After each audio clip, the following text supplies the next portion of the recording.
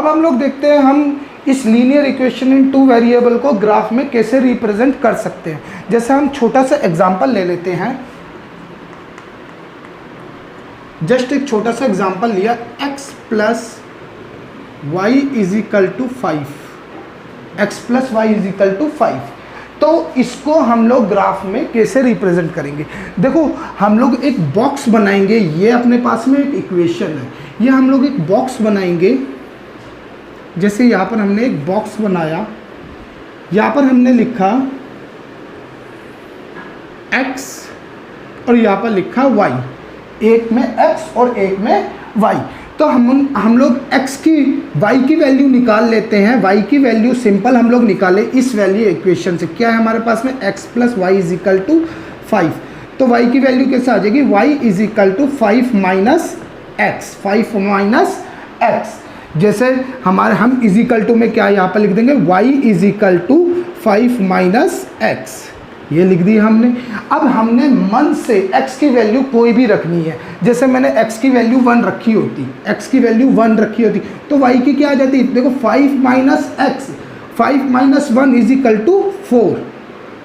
अब मैंने x की वैल्यू सपोज करो 2 रखी होती, तो y की वैल्यू क्या आ जाती, 5 माइनस 2 इज इक्वल टू 3।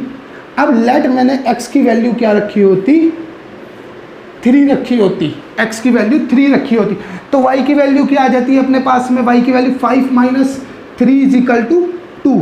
तो हमारे पास में ये पॉइंट क्या होता है 1,4, और ये पॉइंट क्या होता है 2,3, और ये पॉइंट क्या होता है 3,2। अब इसे हम लोग रिप्रेजेंट कर सकते हैं ग्राफ में कार्टेशियन प्लेन में, जो हम लोगों ने 9th क्लास में पढ़ा हुआ है। जैसे ये हमारे क्या पास में क्या होता है, एक कार्टेशियन प्लेन। कार्टेशियन प्लेन में ये क्या होता है, ये तो अपने पास में क्या होती है हॉरिजॉन्टल लाइन, जिसे हम लोग बोलते हैं एक्स एक्सिस। क्या बोलते हैं, एक्स एक्सिस। और इसे क्या बोलते हैं हम लोग, वाई एक्सिस, जो वर्टिकल लाइन होती है। वर्टिकल लाइन क्या, सीधी लाइन, हॉरिजॉन्टल लाइन क्या, एक्स एक्सिस। अब सुनो, यहाँ पर अपने पास में क्या 1 2 3 4 5, ये वाली लाइन होती है पॉजिटिव की एक्स एक्सिस वाली लाइन। ये क्या होती है, पॉजिटिव की एक्स एक्सिस वाली लाइन। ये क्या होती है, नेगेटिव की, जैसे -1 -2 -3 -4 -5।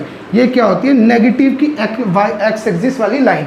और ये यहाँ से यहाँ तक क्या होता है, पॉजिटिव की वाई एक्सिस, 1 2 3 4 5 6।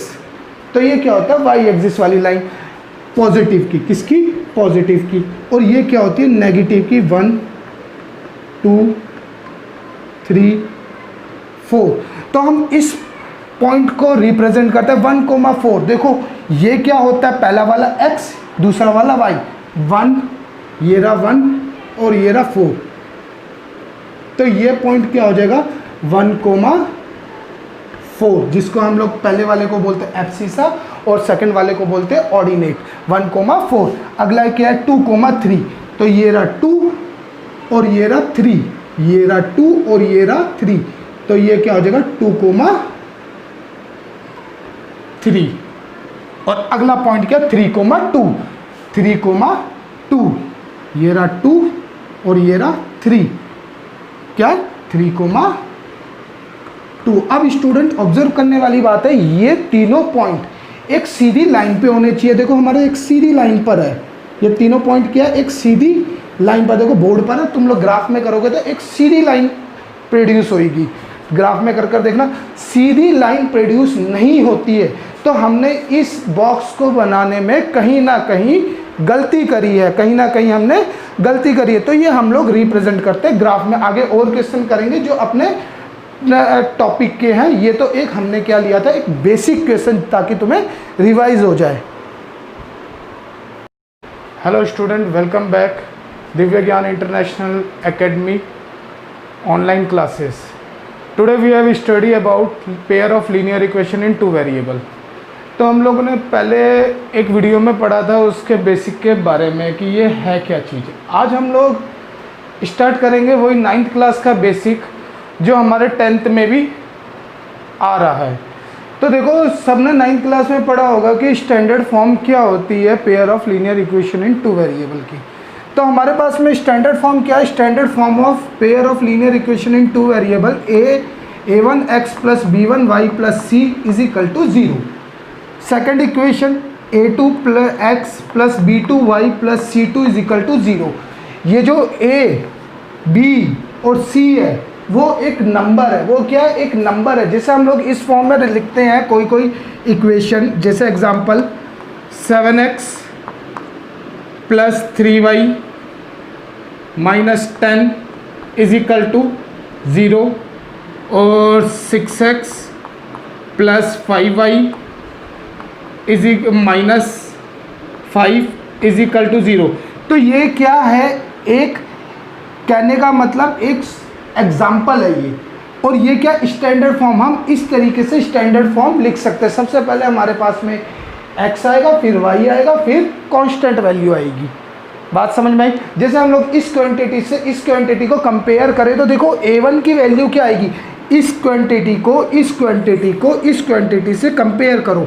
a1 की वैल्यू क्या आएगी? a1 इज इक्वल टू 7 और वही a2 की वैल्यू क्या आएगी? a2 इज इक्वल टू 6 और यही अपने पास में b1 is equal to b1 क्या आएगा?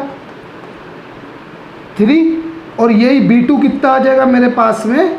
b2 5 और यही अपने पास में c1 की वैल्यू क्या आ जाएगी? c1 is equal to minus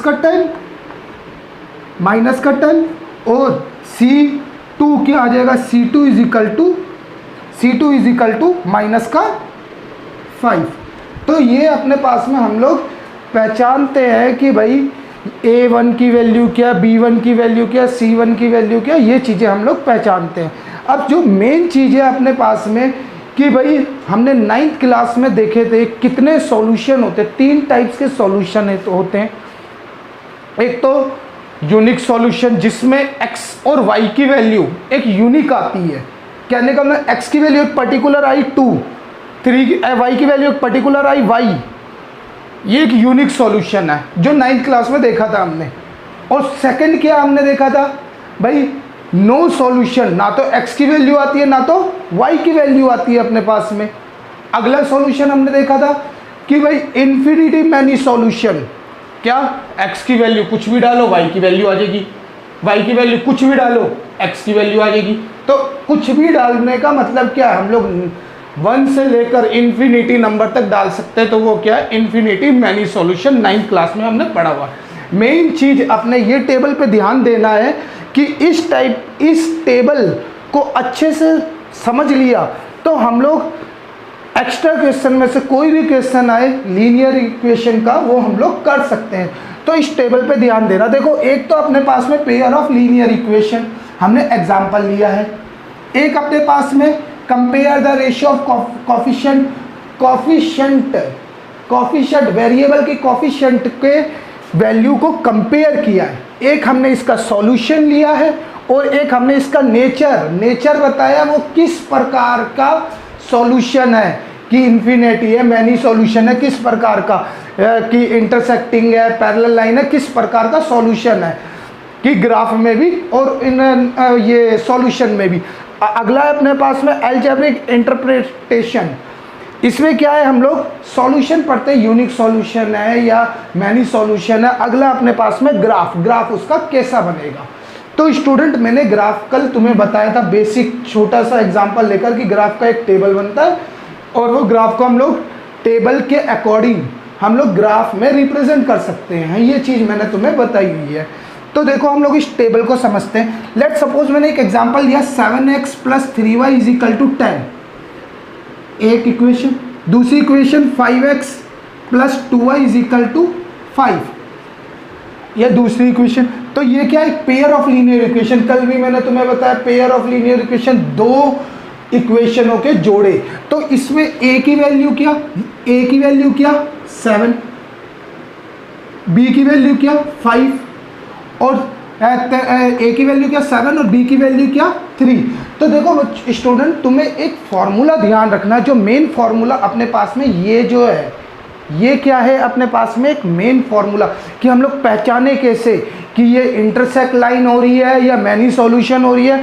तो मेन चीज़ तुम लोग ये चीज़ याद रखो, जब भी a1/a2 not equal to b1/b2 होगा तो फटाक से बता दोगे कौन सा सॉल्यूशन है, यूनिक सॉल्यूशन। या फटाक से किसी ने पूछा ग्राफ कैसा बनेगा, सर भाई ग्राफ अपना इंटरसेक्टिंग बनेगा। क्या बनेगा? इंटरसेक्टिंग। ये फॉर्मूला याद रखो, a1/a2 not equal to b1/b2, a1/a2 equal to b1/b2 not equal to c1/c2, a1/a2। इसके अकॉर्डिंग मैं अभी तुम्हें समझाऊंगा ये कैसे पता लगाते हैं। जैसे मैंने एक एग्जांपल लिया, ये वाला एग्जाम्पल लिया, हमारे पास में फॉर्मूला ये a1/a2 b1/b2। मैंने a1 की जगह पे क्या लिखा 7, a2 की जगह पे क्या लिखा 5, क्योंकि a1 देखो इसमें 7 है और ये a2 कितना है 5, और इसमें b1 कितना है 3, b1 की जगह पे 3 क्योंकि फॉर्मूला है b1, और b2 की जगह पर क्या 2 क्योंकि b2 क्या है मेरे पास में 2।